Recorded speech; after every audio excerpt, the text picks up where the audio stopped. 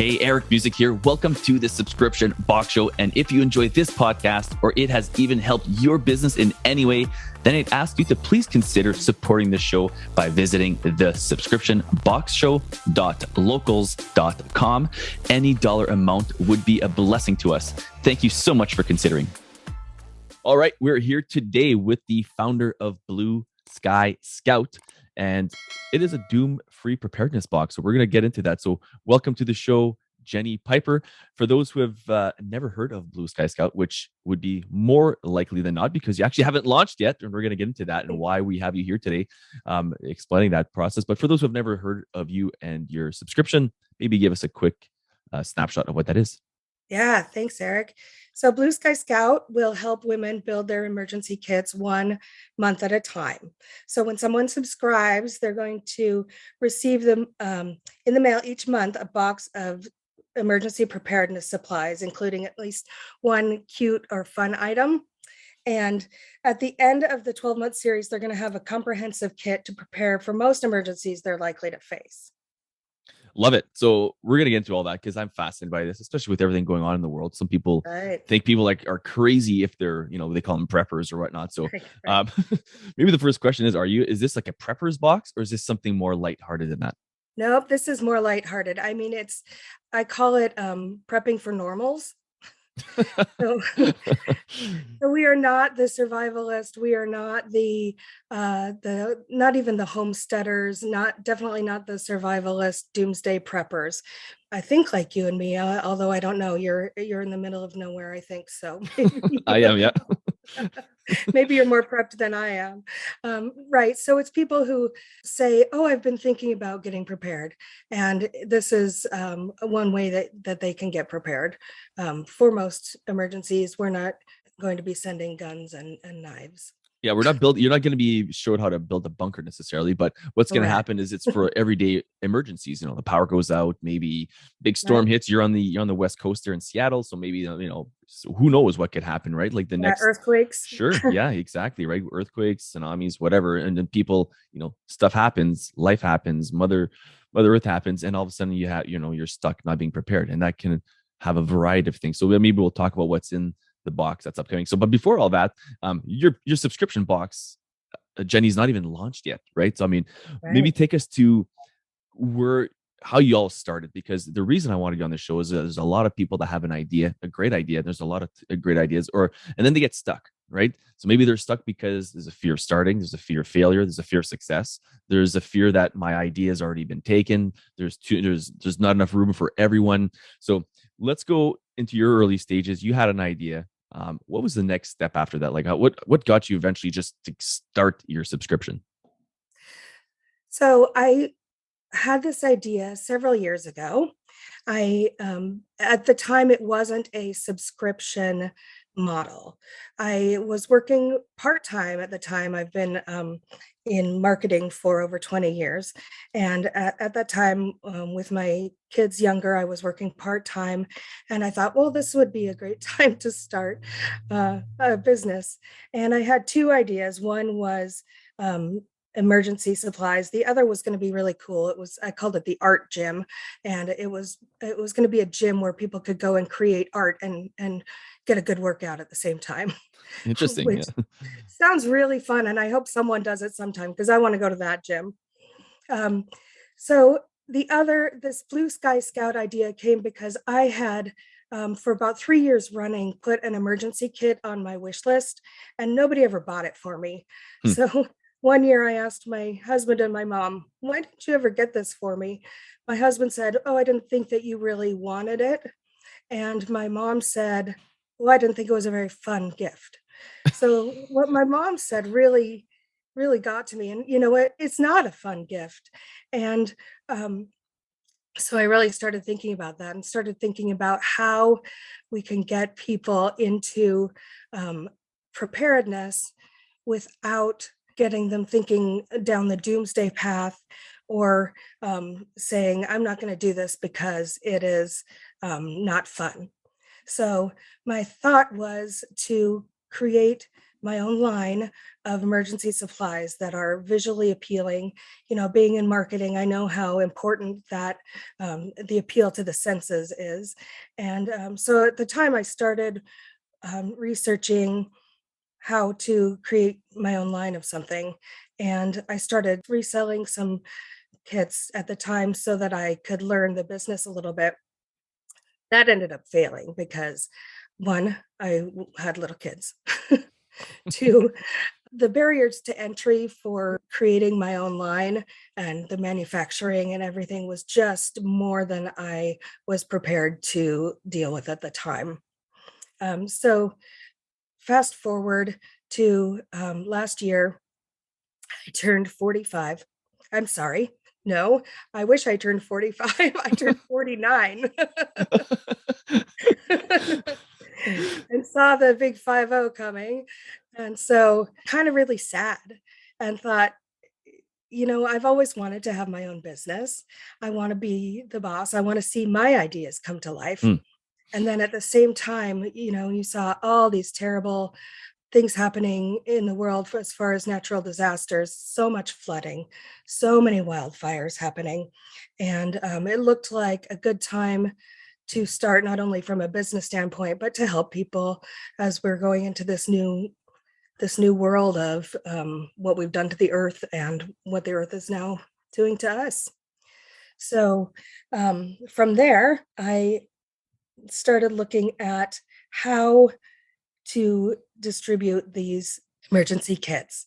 And rewind a little bit, the days when I was first looking at this idea, I was a foster parent. We had one little foster baby who we got at 12 days old, and Wow. he is now my son. He is 7 years old, and we finally ended up being able to adopt him when he was 4.5.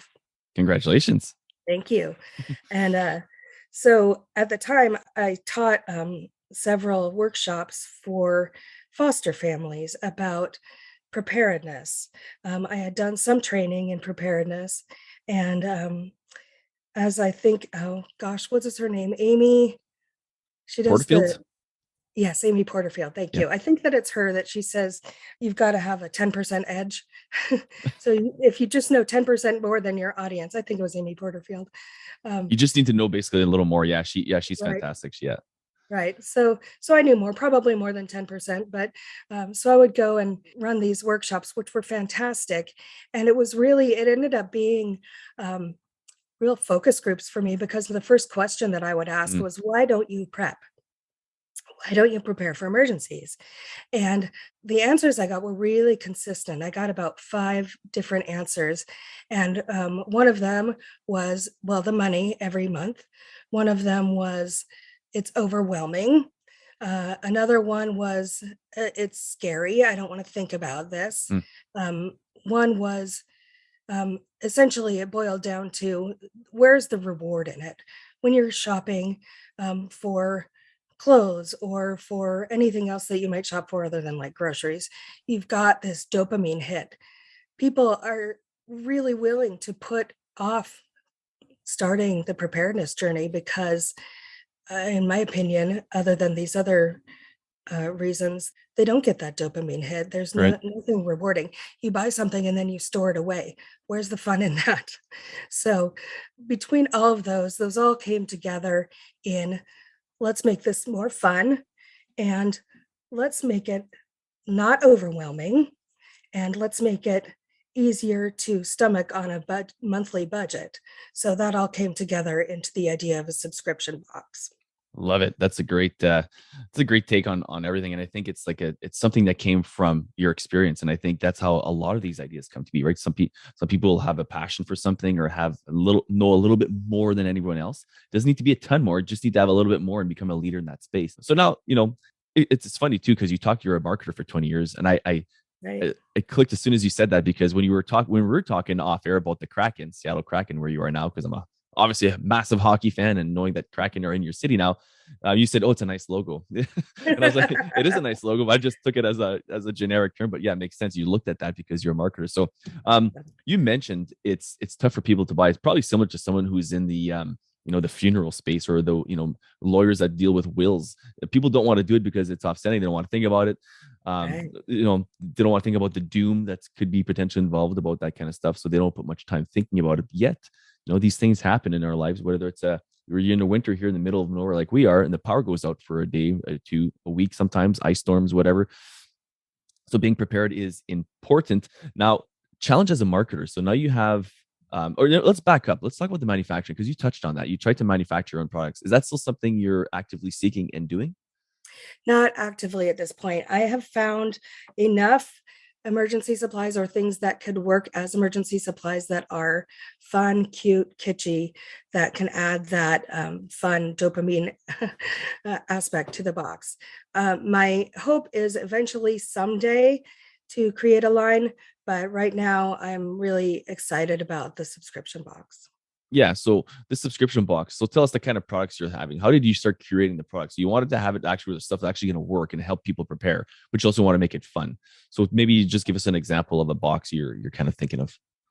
So we're going to start with an essentials box. So those would be a lot of things that you would find in your typical 3-day kit. So we're not doing the water or the food, um, but we would be doing ponchos, those foil emergency blankets, those little pill boxes, so that people, if they're when they need to, if they have prescription medicine, they would put a few in there, so that if they can't get to the pharmacy, they've got those, um, and then a couple more things to flesh it out. And then the second box would be uh, first aid. So then you would have a bunch of different things that would come in a first aid kit, and then you might have a cute pair of scissors for your bandages. Yeah. And I noticed on the site too, there's like, lights, obviously, flares. What Right. else was there? There's all kinds of like these cool things that I wouldn't have really thought of. I was like, oh my goodness, I need to, emergency road kits, like all the things that we also have here, just living in a very cold climate. We always have these emergency kits in our vehicles, because if they stop working, you might not have half an hour when it's minus 40 to wait for Right. the tow truck to come by or whatever, right? So I once broke down on a dark, snowy highway in Canada. That was fun. was it winter or summer? Because in the summer you're good. It was winter. It was winter, but it was southern BC, so it wasn't terrible. Oh yeah, so then you're fine. You know what? I'm actually going to backtrack again, because I want to go back to the product. So now you decide not to manufacture your own. So how are you sourcing your products? That's a question that comes up a lot, right? It's like, okay, so either I can manufacture them. That seems overwhelming, but maybe I can just source them elsewhere. So like, for example, you're going to source some lights or these emergency kits. Where are you looking for these types of products, and how are you reaching out to the suppliers? So right now, I'm doing a lot of looking on Tundra and Fair, and they have a lot more than you would think. I also look at products that I'm interested in my own kits or in the stores. For example, the kitschy stuff. I don't know if you know the brand Kiekerland, but they've got a lot of really kitschy, fun products, including some multi-tools. And so I reached out to them just through their website. They have a link for wholesalers. So reached out to them and applied, just said, this is my project. Uh, this is why I like Kiekerland. Here are a couple of the products that I could see, including in my box. And they got back to me and said, yeah, we'd love to have you. So here are the following steps. So, and then there are a couple of other manufacturers that I've reached, or brands that I've reached out to in the same way, that are more emergency preparedness oriented. Yeah, I think you make a great point. So the first ones Jenny mentioned were Tundra and Fair. If you've never heard of Tundra and Fair, it's a very low um, barrier to entry to get into them. You can just go to tundra.com, just Google Fair, Faire.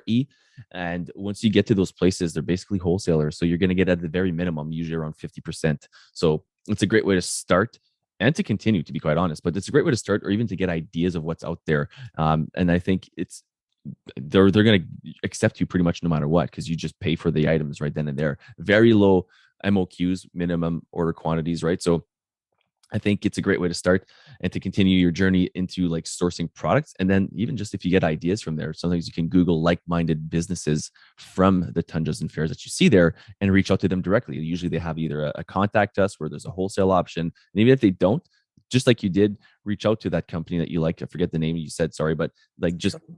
yeah, and then you reach out to them and tell them why you're reaching out with the specific products you're interested in and why you like them, which is what you did. They responded to you. Boom, there's another connection. So great stuff there on. So don't be overwhelmed, folks. I guess is what we're getting at with the sourcing out. It's really not. It's just one little step you take, and it really just kind of starts flowing. So the product curation then happens. You're able to source some products for your subscription box. Was the boxes itself, and you're in marketing, was the design and the logo something you start off right off the bat, or was it more just like let's just get the concept going first? I did start with the logo. I have not even done the design for the box yet. I have gotten a lot of ideas through a couple Facebook groups that I'm involved in, and plus listening to podcasts.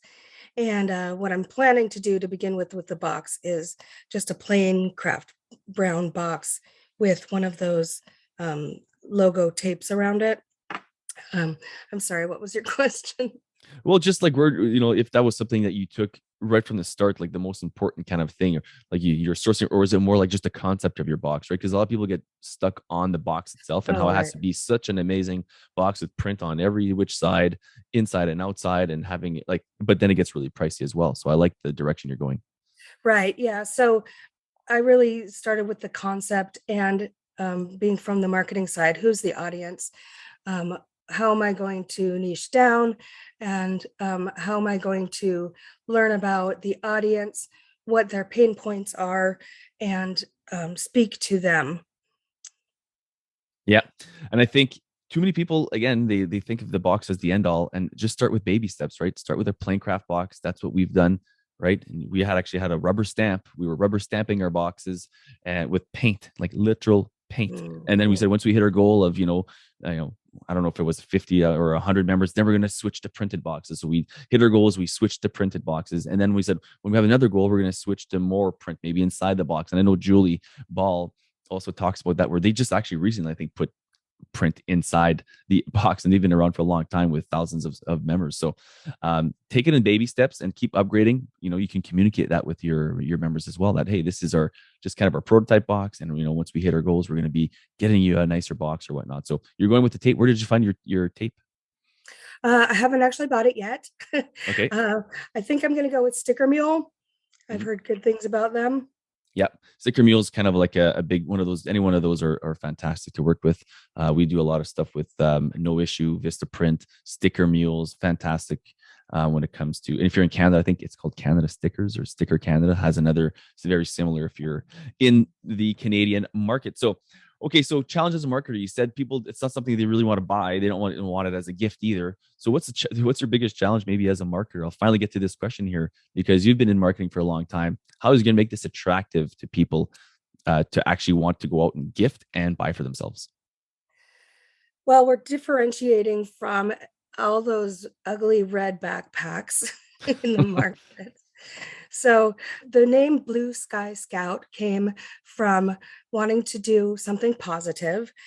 Blue sky is obviously positive, as you know, in long Canadian winters, and I'm in the Seattle area, so we have long Seattle winters.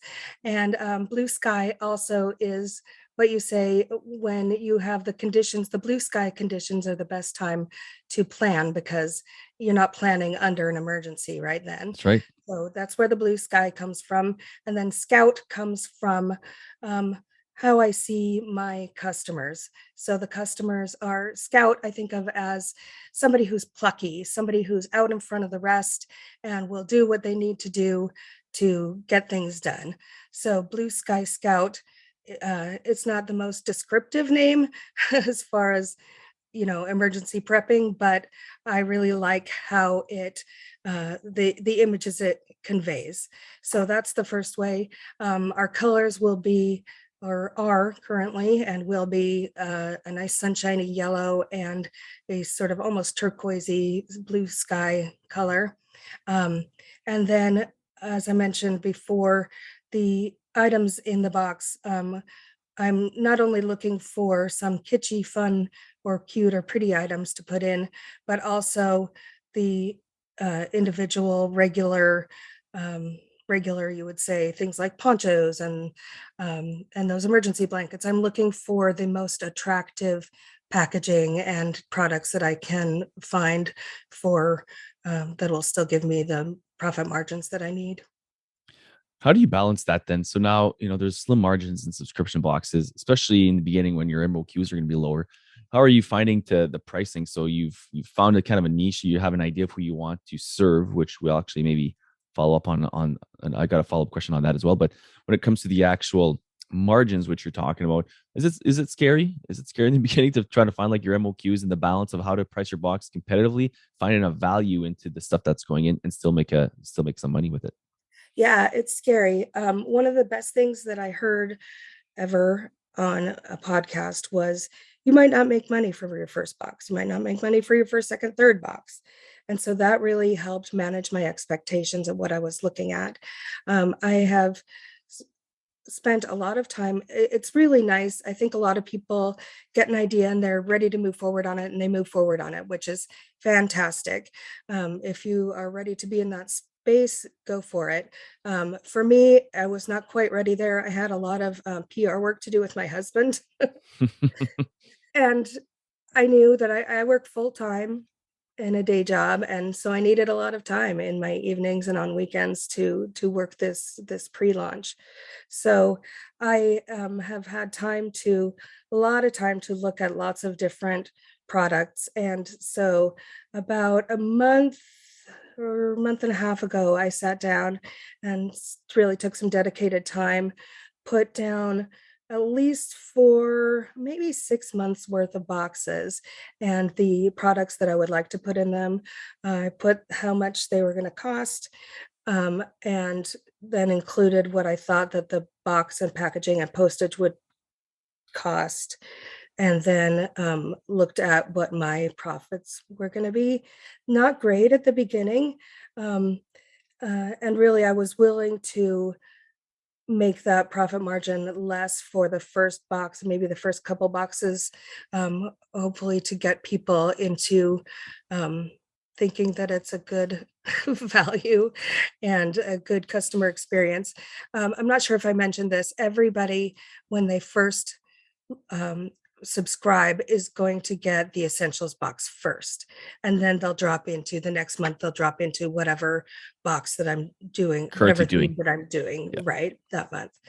um, so I'm looking at those profit margins. I think that at the beginning it's less, for the first box it's less than 30%, and then as I go on, some of them are closer to 40-50%.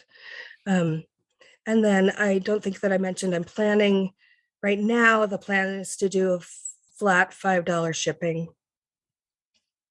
Yeah, I mean, shipping is a big one too, depending on the size of your box. In the States, less of a not a thing. I know in Europe, it's maybe less of a thing. In Canada, it's a big thing. I'll just show you here. Like the audience can't see this, but this is like a typical kind of just under. Actually, we shrunk our boxes to go even a bit smaller, Mhm. 9 by 6 by 3. A little smaller than that. It's like 8 point something by 5 point something, and that's around $15 on average to ship anywhere in Oh, Canada. I mean, it's as high as 22, 25, as low as 11, 10, but it averages out to about $15. So it's crazy how you have to like think of the shipping, and then your customer acquisition costs. So yes, you might think. right. So first off, you nailed it. You're not going to make money on your first, second, third, maybe even fourth, fifth box. It's all about the LTV, lifetime value of a customer when it comes to subscriptions. So you need to kind of price that in, that you're going to start making money on box 6, 7. So you got to keep them happy and engaged. And one of the ways we like to do that, of course, is with bonus features and different things. So do you have anything planned outside of the product? So because with subscriptions, it's all about the experience, right? People, yes, the products are going to be good. Yes, you need these things, but are you having anything kind of planned, or have you thought of anything to give them that's kind of like a bonus on top of the actual product that you can give them for value? Right. My hope is to do videos each month showing the unboxing and talking about how best to use the different products. Um, I do have a blog that is for anyone, not just subscribers, and that's what I've got right now. I have thoughts about the founding members. I'm hoping to do a duffel bag for them, a branded duffel bag for the founding subscribers. So that's what I've got right now as far as engagement. Yeah, and I keep going on that. That's good stuff there. And I think anytime you can add some bonus things like that, or maybe even start thinking about gating, gated content. So your blogs, which I did read a few of them, were great actually. One of the books I wrote down I wanted to read. I think it was Great. what was it? The one it was Thomas was the author, Thomas something, the last town on earth or something. I'm like, Oh oh, yes, that that's a one. good one. Yeah. That's a really good one. Yeah. So, I mean, maybe start thinking about the gated content, right? So, how can you, maybe it's just for the members. It's just one of those things they get. Maybe so just kind of think maybe it's a Facebook group, all these different. I think in the niche you're in, there's like it's endless opportunity to kind of keep it fun and exciting and have a lot of fun things because I think there is a massive niche of people, or A, preppers, and then they can help them get a little more lighthearted about it. But B, they don't think they're preppers, but they still need to be prepared for like not the end of the world, but for Mm, for a storm or whatever that could knock out power, like you said, for 3 days or whatever. So I think you right. have a massive opportunity here to really have a lot of fun with it, but also have you keep them engaged. There are a couple of things. There's some good aspects and some bad aspects to that. So when I first started talking about doing a business in preparedness, everybody I talked to at work would say, "Oh, I was just thinking about that. Oh, I was Hmm. just talking about that the other day. I need to get going with that." It was so consistent. So that's great. The downside is I don't have a niche, a community of people to go to because there aren't a lot of people who say, "I need this, but I'm not doing it right now." So, Well, true. That might be true, but I think it's all like when it comes to the marketing, how can you, where are you going to find them, right? Is it going to be Facebook ads? It'll be Google, it'll be SEO, it'll be a little bit of everything. It could be guest posting. It could be Facebook groups. Like I would start on those kind of things, start scouring YouTube channels, start scouring TikTok influencers, Instagram influencers to a certain degree. I've sort of not given up on that, but it's more of a vanity metric I find where it's like, oh, it's great to have 10,000 followers on Instagram, but I find it doesn't convert as well. So I think going after people more on TikTok and YouTube this year as we're focusing on going into Facebook groups and doing contests to have viral engagement, those kind of things, and to just get the word out. So but if you're going to do that, just make sure you're going to be contacting whoever the administrator is on that group. But I think you could probably find some groups, and from there kind of build on those who already are aware of it and that just are not maybe buying anything of it. So I'm sure there's all kinds of areas you can kind of start there on a low entry price when it comes to like advertising your idea. right. I have budgeted a fair amount, of course, for marketing, as you probably are not surprised. Yeah, And for sure.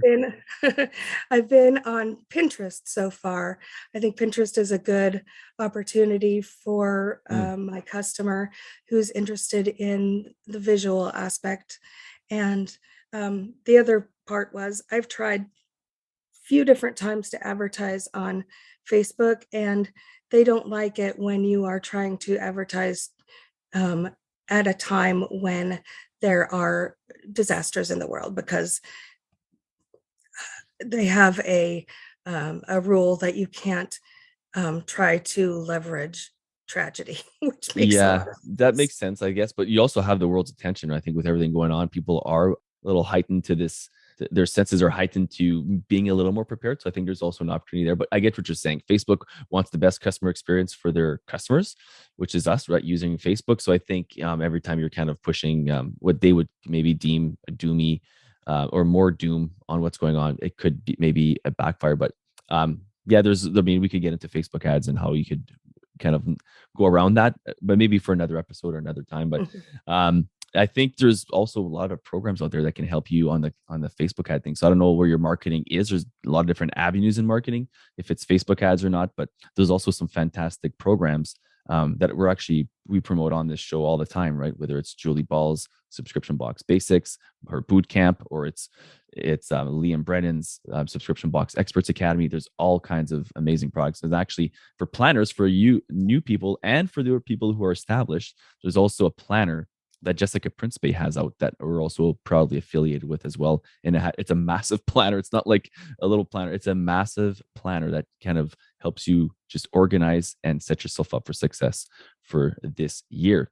So I think we've covered a lot of ground here. This is good. This is good. So people that are, you're thinking, you have an idea in your head or you're just starting, don't get too overwhelmed. It's just one little baby step at a time. We've kind of gone through your steps from idea to conception to now getting ready to launch. And we even haven't touched on pre-launch, but there's all the other shows you can listen to that.